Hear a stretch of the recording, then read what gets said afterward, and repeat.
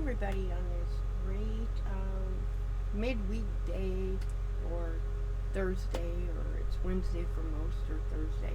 Um, I just thought I'd do a real quick video and show you something that I have been working on. If you watch some of the lives of William and Jess, I'm making a quilt that's got, as I call it, flying birds. Actually, flying geese. This is what I'm making.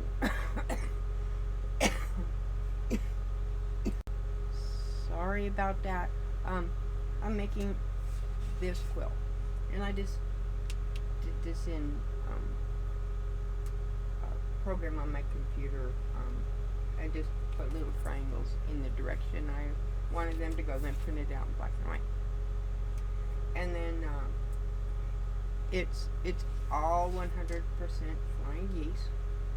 Yes, there are a lot of them, but the biggest difference is these are very large.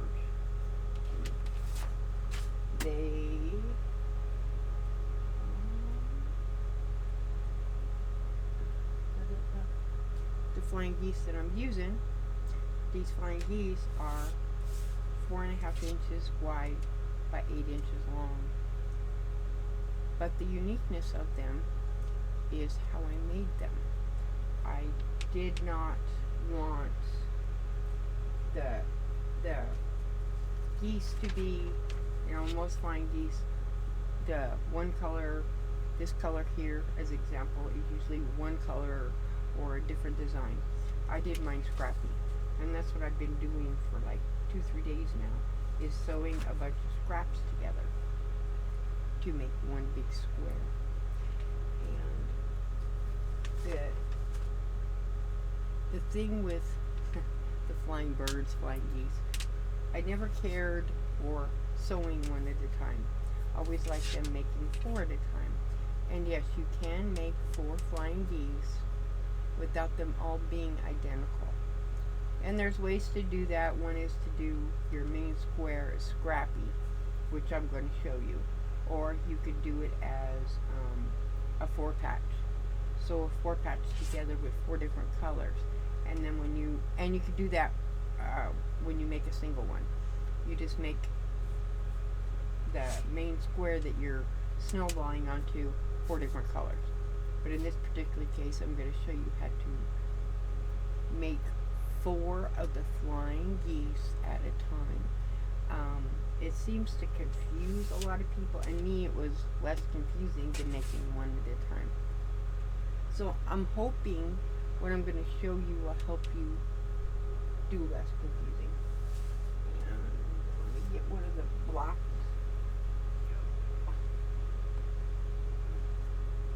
Let's do this one. Okay. Here's an example. I just sewed a bunch of scraps together. I have several different scraps. There's also this one. There's not any, and it wasn't, I was sewing squares, whatever. There's pieces, most of them I've sewed into others, and I use it heavily in the quilt. But it's just sewing scraps together. And when you're sewing them together, they do not even have to be straight. See, as you can see, this one, it goes off at an angle. They do not need to be straight. It's not necessary. You can sew them this way, the triangles. It's just when you're done, what you want to do is you want to make one square. And these particular squares are 7 1/4.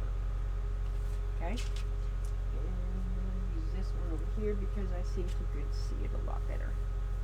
There we go. 7 1/4. This is 7 1/4.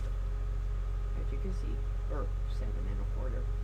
These aren't 7 1/4. They're 9 1/4. Sorry about that. They're 9 I don't know where I got 7 1/4. They're 9 1/4 square. Then you're still going to do the same thing. You're going to snowball, which means sew a triangle to the corner. And what I did is, these are 5-inch squares. What I found the easiest thing to do, I draw a line in the center, corner to corner, and then a 1/2 inch on each side of that. And this is the line that you're going to sew on, is on the on those two sides like that. And what you're going to do with this, and I'll show you why I make those 3 lines. Let's get one of these sides that's a little more flat.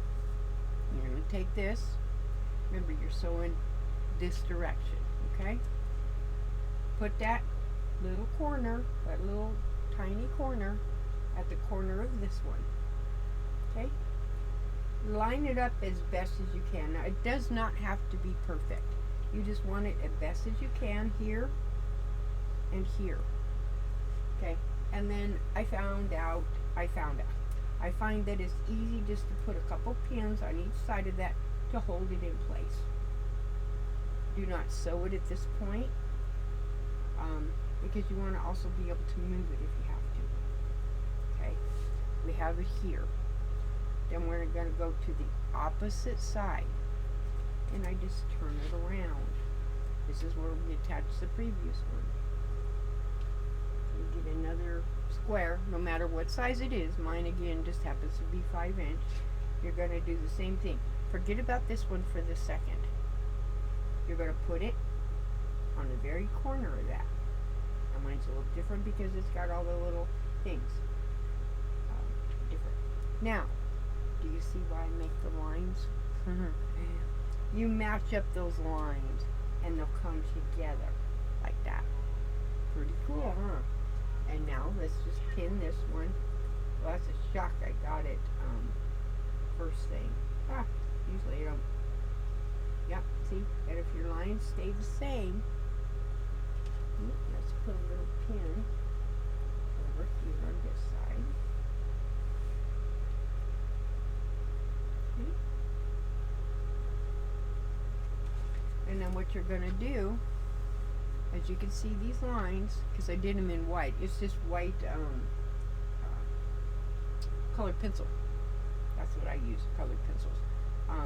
You're going to sew again on this line, this outside line here, turn it, and then sew on this side line. Do not sew down the center. That again is your cutting edge. Okay, I'm going to get you one I've already sewn together. This is what it looks like. And yes, I did use blue thread so you could see it. Plus it doesn't hurt anything, it's just what I grabbed. I'm going to take these pins out. Put them back where they belong. No, I don't just like laying pins out. I got too many fur kids to just lay pins on the table. And you could do one of two things. You can use your rotary cutter, which I recommend using a rotary cutter. I'm not going to use a rotary cutter because of the different layers, and it's a little, that many layers. It seems rotary cutters sometimes have issues. I'm just going to cut it right down the center. My scissors are fairly sharp. I keep them pretty sharp, so they pretty much go through several layers without much issues. I mean, I could have used my rotary cutter. It's got a nice, okay, this is what it looks like, okay? Okay, we just cut it apart. Okay, and what you're going to do, like this, kind of turn it. Take this one here. You just kind of lift up those little sections of fabric that you sewed down. You just kind of lift them up. Lift them up, lift them up, lift them up, lift them up. And I just press them down like this. Then we get the other piece. We're going to do the same thing. And you have what looks like kind of a heart. It does look like a heart. Same thing. You're going to push those forward. Do not worry about these little dog ears. You got a dog ear in the middle. Do not worry about any of that. Don't worry about if it's square. Don't just put that thought clean. Just forget about it. Okay. Okay, so we have these two here. Now, what you're going to do, I didn't mention it. For every one of these blocks that you do, you need 4 of these. Okay. Now we're going to take another one, and I've pre-marked mine. We're going to do the exact same thing we've done. We did it twice now. You're going to take this corner, match it up with this corner down here. Okay? Just set it down like this. Now, here's another reason I marked mine with a marker pencil. You got this line that comes like this will hit this side. And this line will hit right there at the very top of that. That's how you know it's pretty close. I mean, it doesn't have to be perfect. This is a way that you can make sure you keep your points, and I'll show you how that's done. And you're going to do that to both of these. You're going to do the same thing to both of these. Okay? That's going to give you 4 half square triangles. So let me pause this video really quick, and I'll do that, and I'll show you what happens next. Okay, here's our two little hearts sewed together. They kind of look like arrows, and they're backwards on my screen, but they look like arrows. Okay, I sewed down this side, and it doesn't matter whether you want to sew it from this direction or this direction. It really doesn't matter. You just sew down both sides. And again, you can use a rotary cutter, and all you want to do is cut these right in half, or a pair of scissors. And because I've got so much thickness there, I'm just using these scissors. And again, my rotary cutter would cut through it, but it dulls it, and rotary blades are a lot harder to sharpen than it is to sharpen your scissors. Okay? Now we're going to have, it's going to put it back like that. Okay? So you can see, just cut this other one apart without me getting stabbed.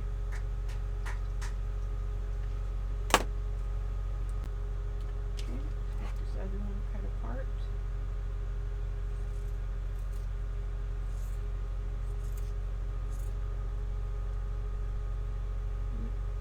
Cutting them apart.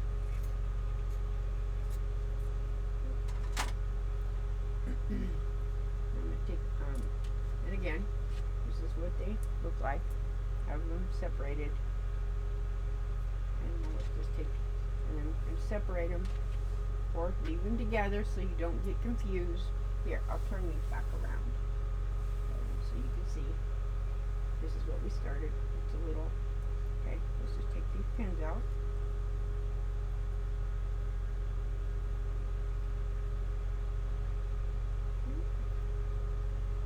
Started with the hearts when you sewed the snowball onto the little end. Okay? And you cut it apart. Let's just move this one up here a little bit, and we cut it apart. Okay, go ahead and split it apart, and just kind of turn it, and so you're going to have 2 pieces that looks like that. Okay? This is a piece, let me turn them over, just so that this piece is on the top. You still have 2 pieces that look like this. Here's the piece we sewed on, like this. And you just go flop it up. And thus, flying geese. The same with this one. You just flop it up. I don't know why I call it flopping. Okay? And again, do not worry about these dog ears. Don't worry about them. Don't stress about them right now. And then you got your other one, and thus you have 4 flying geese without having to have that extra half-square triangle, piece that's the only real waste is going to be these little tiny dog ears, and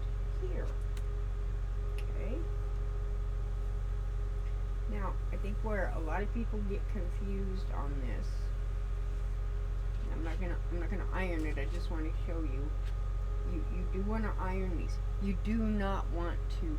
You want to press them. Don't stretch them. So when you iron them, you just set the iron so they go flat. And I'm just gonna finger press this because I want to show you something. Okay.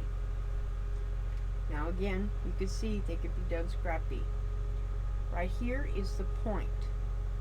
Right here is where that point is. Right in here. That's where the point is. That's what you that's the focus of the flying geese, flying birds. Okay, I'm gonna turn this, and there you can see that little point. That point right there. Okay. And what you want to focus on, if I could find my other ruler.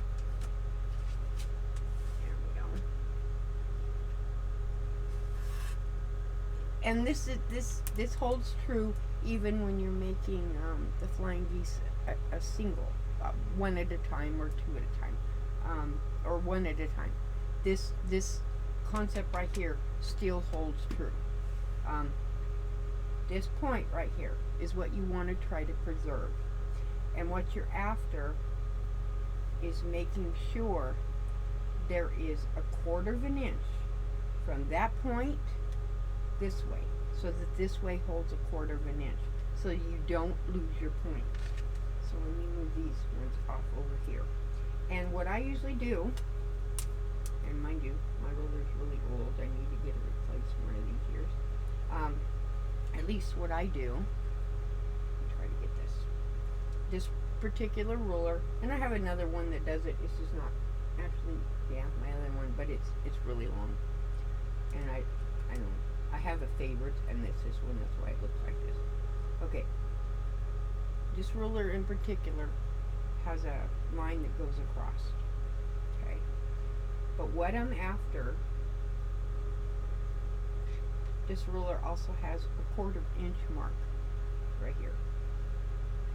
If I put that 1/4 of an inch mark right on that point, doesn't matter with this bottom. I mean, you want to try to straighten the bottom as much as you can, but the bottom at this point is not as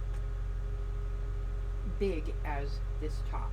I mean, you can get that as straight as possible because you can always trim it off.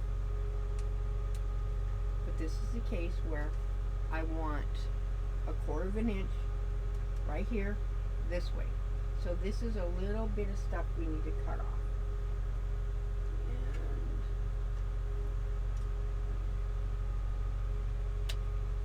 Okay, not very much, just a tiny bit.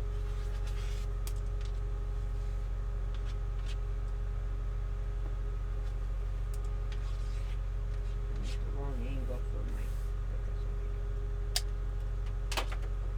Okay, and it maintains that 1/4 of an inch from this point here.